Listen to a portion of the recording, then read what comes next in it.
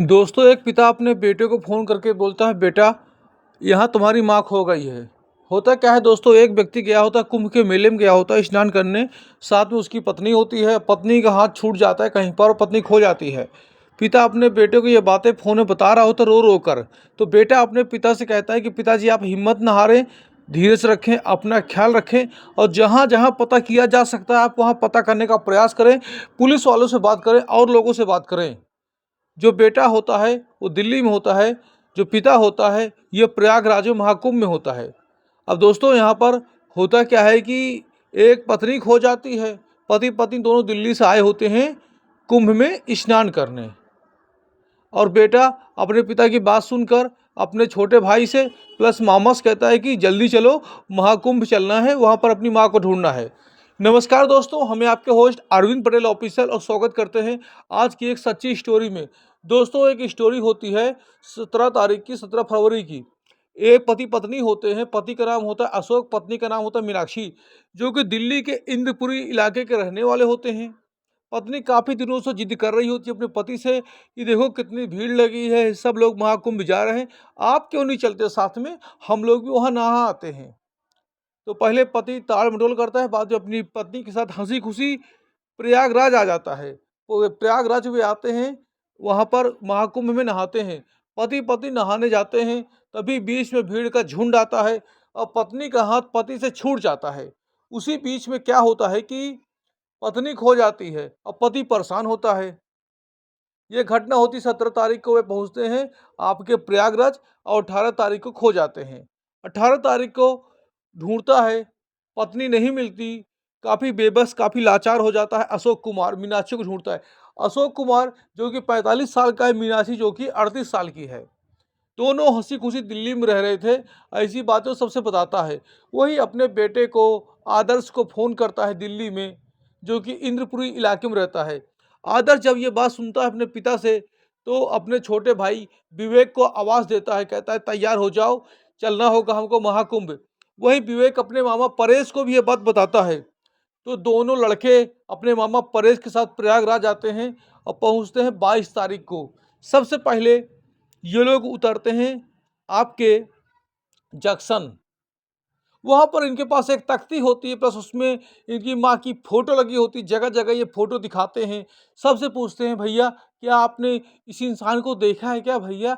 ये मेरी माँ है भैया, किसी ने देखा हो बता दो, मेरी माँ नहीं मिल रही। दूसरा इंसान ढूंढता है, तीसरा इंसान ढूंढता है। मामा और दोनों भांजे प्लस पिता जगह जगह ढूंढते हैं प्रयागराज में, जहाँ भी वो ढूंढ सकते थे वहाँ पर इस महिला को ढूंढते हैं। बेचारे बहुत परेशान हो जाते हैं, लेकिन उस महिला का पता नहीं चलता।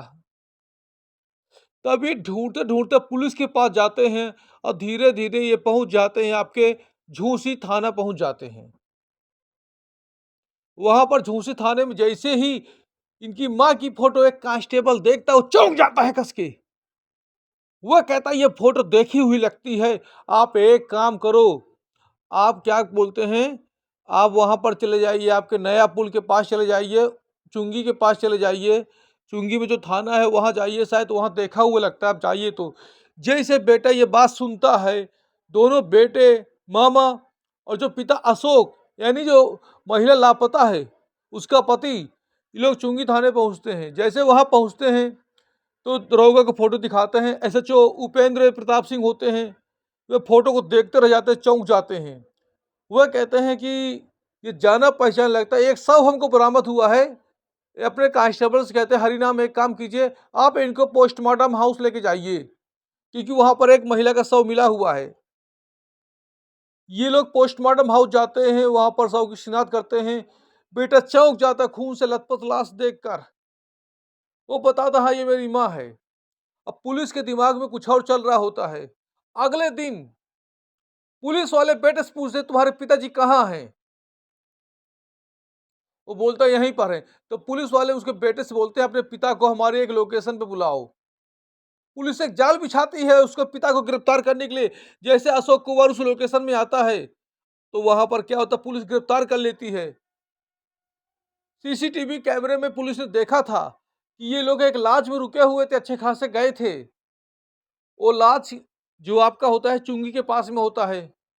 वहां पर इन्होंने अपनी कोई आईडी नहीं दी होती, वहीं पर इसकी किसी ने हत्या कर दी थी।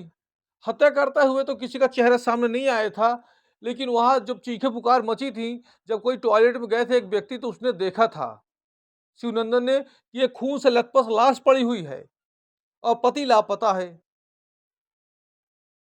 तो उसी आधार पे पुलिस ढूंढ रही थी, सीसीटीवी कैमरा देखा, एक व्यक्ति संदिग्ध था, लापता था। तो उस व्यक्ति को जैसे पुलिस वाले देखते हैं, शक खा जाते हैं, तो उसको बहाने से बुला के गिरफ्तार करते हैं। जब पुलिस कड़ाई से पूछताछ करती है अशोक से कि ये बताओ तुमने होटल में रुके थे तो अपनी आईडी क्यों नहीं दी थी और कत्ल क्यों किया? तो पहले तो कोई मुलजिम होता है, कत्ल स्वीकार नहीं करता, बाद में बताता है कि मेरा दिल्ली में किसी और महिला से अनैतिक अवैध संबंध चल रहे थे और इसकी वजह से घर में डेली झगड़ा होता था। इस वजह से मैंने सोचा कि मीनाक्षी को ही रास्ते से हटा दूं। होटल में लोग कमरा लेते हैं, सबके सामने दिखाते हैं, हंसी खुशी से जा रहे हैं, ब्लॉग वीडियो बना के अपलोड करते हैं, होटल में जाते हैं। जब रात को 11 बजे इनकी पत्नी टॉयलेट जाती तब ये मौका पाके हत्या कर देता है धारदार हथियार से। वहां पर अपनी आईडी नहीं दी थी, वहां पर कहा था कुछ ही घंटे की तो बात है साहब, आईडी क्या करोगे। अब फोन नंबर भी नहीं दिया था इसने। तो पुलिस ने इसका चेहरा देख लिया था सीसीटीवी में, क्योंकि और कोई व्यक्ति आया गया नहीं था। उस होटल में एक पुलिस वाला रुका था, उसने भी देखा था कि हाँ, ये आया था। पुलिस गिरफ्तार करती है, कुटाई करती है, बल प्रयोग करती है, तब जाके कबूलता है कि हाँ, इसने हत्या की। अब देखो, अब ये जीवन भर जेल में सड़ेगा। वे बच्चे अनाथ हो गए। अब जिस महिला के लिए इसने सब कुछ किया, वो महिला भी इसको नहीं मिलेगी। दोस्तों, कहानी सुनाने का उद्देश्य किसी की भावना को ठेस पहुंचाना नहीं है। कृपया वीडियो को लाइक करें, दोस्तों को ज्यादा से ज्यादा शेयर करें। चैनल में आप नए आए तो चैनल को सब्सक्राइब करें। Thank you.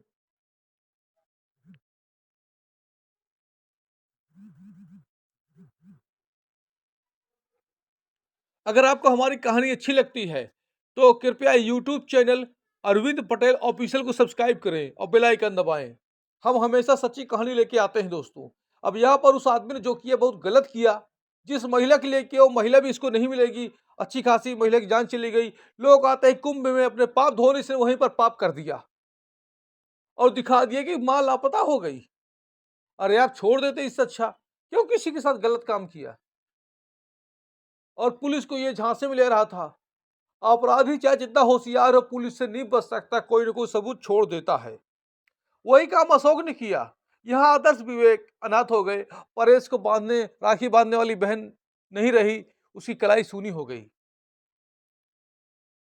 ये लाश को फेंक के चला गया टॉयलेट में ही और झूठी कहानी बता दी कि मां लापता हो गई। पुलिस ने सीसीटीवी कैमरे से इसको तलाशने की कोशिश की, लेकिन ये नहीं मिला। ये लोग खुद पहुंच गए थाने और एसएचओ उपेंद्र प्रताप सिंह इनको पहचान गए और जाल बिछा के इन्हें गिरफ्तार किया और सही अंजाम तक पहुंचाया। पुलिस का धन्यवाद करते हैं। वीडियो को लाइक करें और दोस्तों को ज्यादा से ज्यादा शेयर करें। मिलते हैं नेक्स्ट कहानी में, तब तक के लिए जय हिंद, जय भारत, वंदे मातरम।